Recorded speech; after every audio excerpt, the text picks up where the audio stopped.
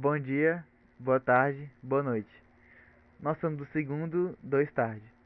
Meu grupo é composto por mim, Pedro Álvaro, Gustavo Quixadá e Gabriel Gomes. E estamos aqui para lhes apresentar a origem dos números complexos. Uma observação que deve ser feita antes de prosseguirmos com o trabalho é que nós não encontramos as imagens de jogos matemáticos. Quando se fala de números complexos, pensamos logo em uma alta taxa de complexidade, algo absurdamente cheio de detalhes. Outros pensam que por tais números serem imaginários, não precisa estudá-los. Mas não é esse o caso. Nesta apresentação, pretendemos mostrar que essa conclusão inicial é equivocada. Prosseguindo pela história, podemos observar que tais números estão intimamente ligados à resolução de diversas equações algébricas, com foco nas equações de terceiro grau. Não que as de segundo grau não entrem. Também iremos aprender que a sua citação, compreensão e utilização foi feita através de um processo lento e gradual. Nesse trabalho, iremos viajar no tempo. Vamos fazer um pouco de história e convido a vocês a entrarem neste mundo. Especificamente, vamos conhecer o trabalho de alguns matemáticos importantes que viveram em diversas épocas, mas que eles têm algumas coisas em comum. Além de gostar da matemática, eles ajudaram a construir os conceitos dos números complexos. Mas antes é necessário entender o porquê foi necessário o surgimento destes números. Algumas equações do segundo grau, como x² mais 1 igual a zero, não possuíam uma solução até o século XVI, pois para os matemáticos da época, a raiz negativa não existia. Entretanto, não foi esse o motivo pelo qual surgiu a necessidade dos números complexos. Ao passar dos anos, alguns matemáticos viram o mesmo tipo de problema para equações do terceiro grau, onde que se percebeu que os números reais não eram suficientes para resolver esse tipo de equação.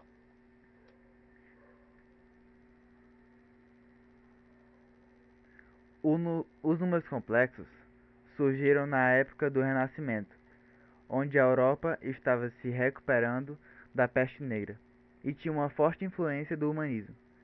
A matemática grega não era compreendida, pois poucos sabiam ler grego, e era um assunto complexo.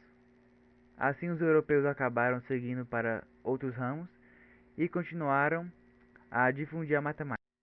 Scipione dal Ferro desenvolveu uma teoria para resolver equações do tipo x² mais px mais q igual a zero, mas não publicou sua teoria. Antônio Maria Firro conheceu a teoria de Ferro e ampliou ela para equações do tipo x³ mais px² mais q igual a zero. E acabou desafiando o jovem Nicola Fontana a resolver equações do terceiro grau. Quando Nicola Fontana, conhecido como Tartaglia, foi desafiado por Firro a resolver esse tipo de equação, ele, para surpresa de Firro, ele conseguiu, e mais do que isso, ele também acabou desenvolvendo um método para a resolução desse tipo de equação, mas não publicou. Neste momento, Cardano fica sabendo que Tartaglia sabe resolver equações de terceiro grau e pede a fórmula a ele, prometendo não divulgá-las. Entretanto, não é isso que acontece. Cardano trai a confiança de Tartaglia e em seu livro Ars Magna publica a fórmula, e essa fórmula ficaria conhecida como Fórmula de Cardano. Com a publicação do livro de Cardano, surgiu a ideia dos números sofisticados, ou seja, as raízes quadradas de números negativos.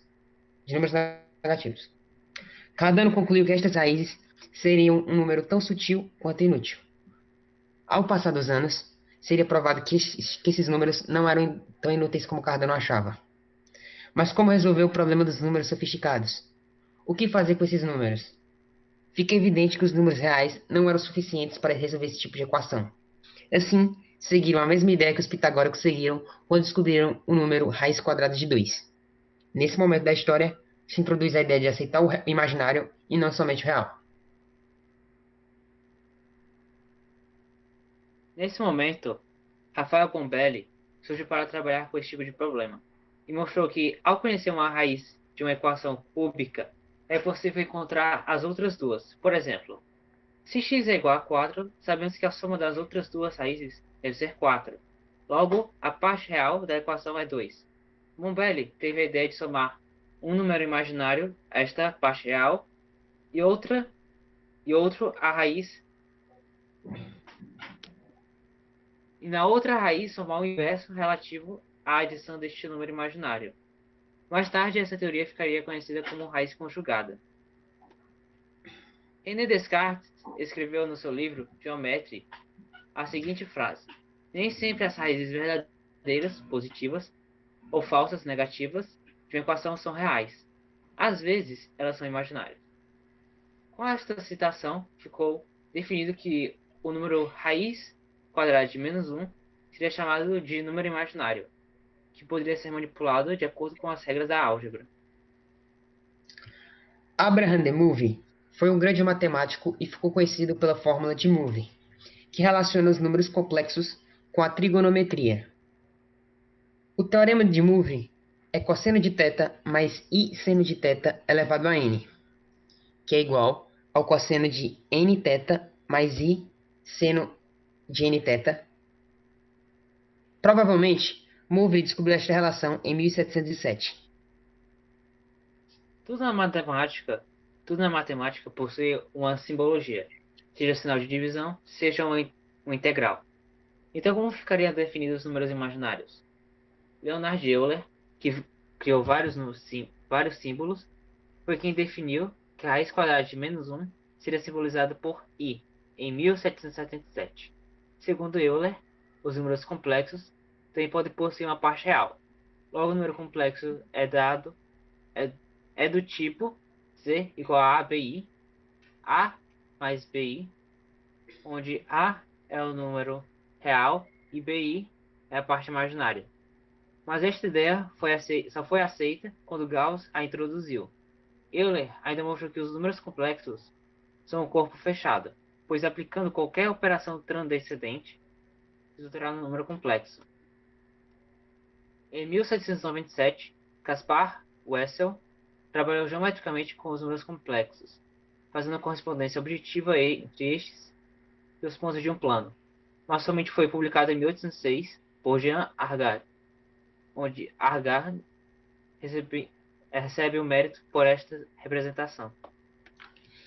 Em 1798, o matemático Friedrich Gauss demonstrou em sua tese de doutorado que toda equação algébrica de grau n maior que zero e coeficientes complexos tem pelo menos uma raiz complexa. Esse é o chamado teorema fundamental da álgebra. Tal teorema resolveu a questão das soluções de equações algébricas. Gauss fez um estudo que revestiu várias partes do mundo matemático, como os números imaginários e a representação geométrica dos números complexos. Em 1832, Gauss introduz a expressão número complexo. Nos séculos XVI e XVII, os matemáticos europeus já citados anteriormente imaginaram a raiz quadrada de menos 1 e deram-lhe o símbolo i, que resolvia equações que antes não podiam ser resolvidas de outra maneira. Agora reflita, será que o número 1 pode ser complexo? Será que qualquer número real é complexo? A resposta é sim. Como vimos, b é a parte imaginária.